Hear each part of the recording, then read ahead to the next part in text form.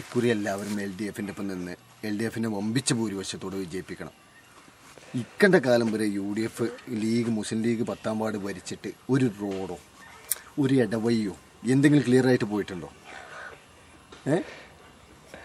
പള്ളിക്കെന്താണ് പറയാം. പിന്നെ അപ്പം അതുകൊണ്ട് നിങ്ങളെല്ലാവരും നമ്മളെ സഖാബ് അലവിയാക്കാൻ്റെ മകള് മുക്രി അലവിയാക്കാൻ്റെ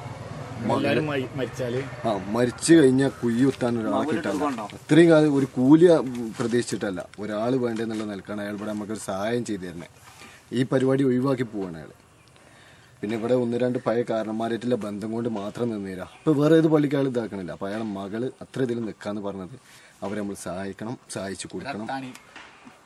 അല്ലെങ്കിൽ ഖബർക്ക് ഇറങ്ങുമ്പോൾ കളിയും ചെറിയും വേറെ കയറും. അതുകൊണ്ട് എല്ലാവരും നല്ലതിൽ ആ പാവം കൂട്ടിനെ എത്ര വരെ പഠിച്ചിരിക്കണ്? ഡിഗ്രി അതിന്റെ അപ്പുറമൊക്കെ പഠിച്ചു. അപ്പൊ ആ കൂട്ടിനെ വമ്പിച്ച ഭൂരിപക്ഷത്തോട് പാർട്ടി നോക്കാതെ ഒരു സ്വതന്ത്രമായിട്ട് നിർത്തിക്കാണ്ട് വിജയിപ്പിക്കണമെന്ന് വിനീതമായി താഴ്മയായി അപേക്ഷിക്കുകയാണ് അഭ്യർത്ഥിക്കുകയാണ്. നമസ്കാരം.